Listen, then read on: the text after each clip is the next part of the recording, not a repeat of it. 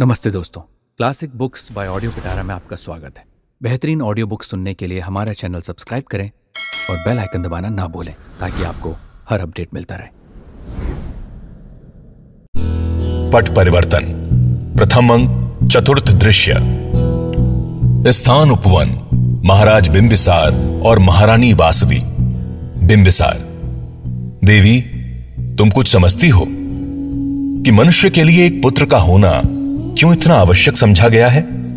वासवी: नाथ, मैं तो समझती हूं कि वात्सल्य नाम का जो पुनीत स्नेह है उसी के पोषण के लिए। बिंबिसार: स्नेहमयी वो भी हो सकता है, किंतु मेरे विचार में कोई और ही बात है। वासवी: वो क्या नाथ?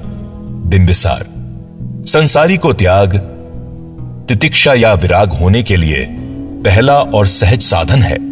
पुत्र को समस्त अधिकार देकर वीतराग हो जाने से असंतोष नहीं होता, क्योंकि मनुष्य अपनी ही आत्मा को भोग उसे भी समझता है।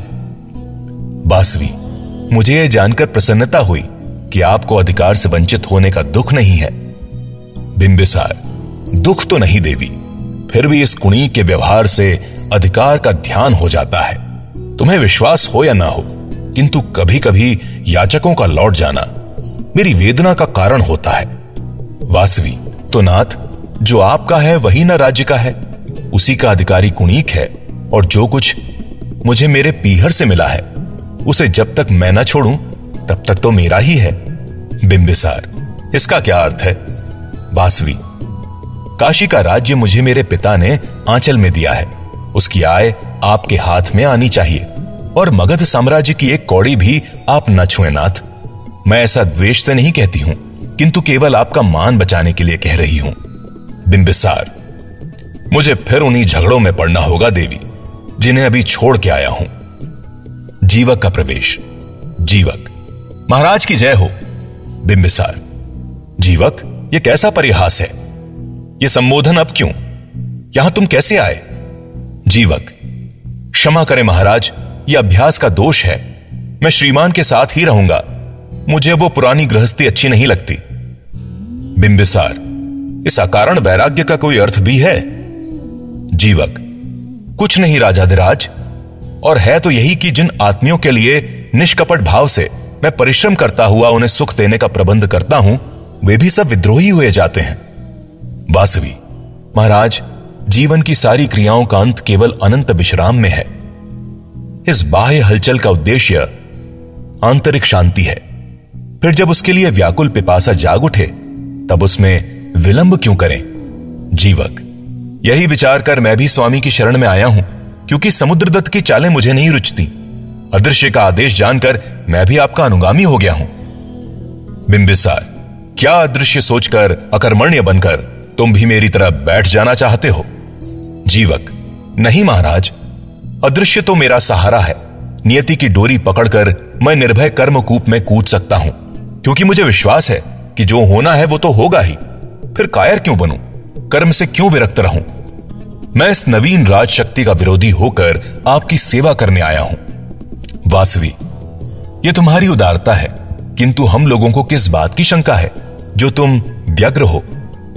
देवदत्त महाराज, निष्ठुर देवदत्त के कुचक्र से महाराज की जीवन रक्षा होनी ही चाहिए। बिंबिसार: आश्चर्य, ये मैं क्या सुन रहा हूं जीवक? मुझे भ्रांति में न डालो, विष का घड़ा मेरे हृदय पर न ढालो। भला अब मेरे प्राण में मगध साम्राज्य का क्या संबंध है? देवदत्त मुझसे क्यों इतना असंतुष्ट है? जीवक: बुद्धदेव की प्रतिद्वंदिता ने उसे अंधा कर दिया है।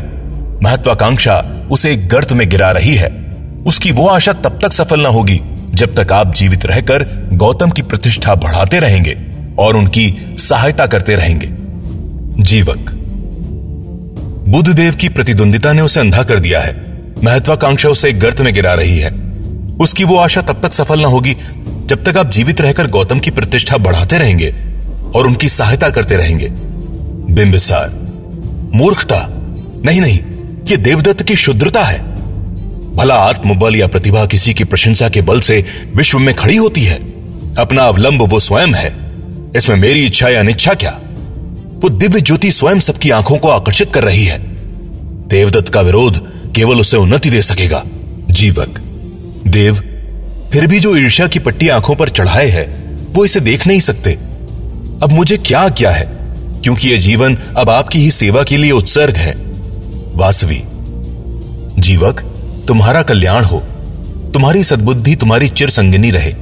महाराज को अब स्वतंत्र वृत्ति की आवश्यकता है, अतः काशी प्रांत का राजस्व जो हमारा प्राप्य है लाने का उद्योग करना होगा। मगध साम्राज्य से हम लोग किसी प्रकार का संबंध न रखेंगे।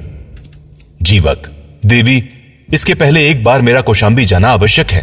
बिंबिसार, नहीं जीवक, मुझे किसी की सहायता की आवश्यकता नहीं।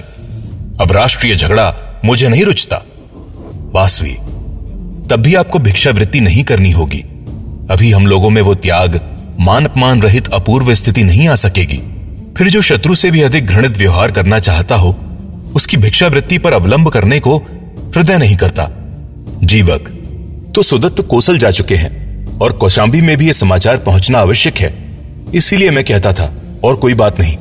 काशी के दंड नायक से भी मिलता जाऊंगा। बिंबिसार, जैसी तुम लोगों की इच्छा। वासवी, नाथ, मैं आपसे छिपाती भी, फिर भी कहना ही पड़ा कि हम लोग वानप्रस्थ आश्रम में भी स्वतंत्र नहीं रखे गए हैं। बिंबिसार, निश्वास लेकर, ऐसा जो कुछ हो। गाते हुए भिक्षुओं का प्रवेश। न धरो कहकर इसको अपना, ये 2 दिन का है सपना। वैभव का बरसाती नाला, भरा पहाड़ी झरना। बही बहाओ नहीं अन्य को, जिससे पड़े कल्पना। दुखियों का कुछ आंसू पोंछ लो, पड़े आहें भरना। लोभ छोड़कर हो उदार, बस एक उसी को जपना। बिंबिसार, देवी, इन्हें कुछ दे दो। वासवी, और तो कुछ नहीं, कंकड़ उतार कर देती है। प्रभु, इस स्वर्ण और रत्नों का आंखों पर बड़ा रंग रहता है, जिससे मनुष्य अपना अस्थि चर्म का शरीर तक नहीं देखने पाता। भिखारी चले जाते हैं। पट परिवर्तन। दोस्तों, आपको ये कहानी कैसी लगी हमें जरूर बताइएगा। लाइक और कमेंट कीजिए और अपने दोस्तों के साथ ये कहानी जरूर शेयर कीजिए। Thank you so much.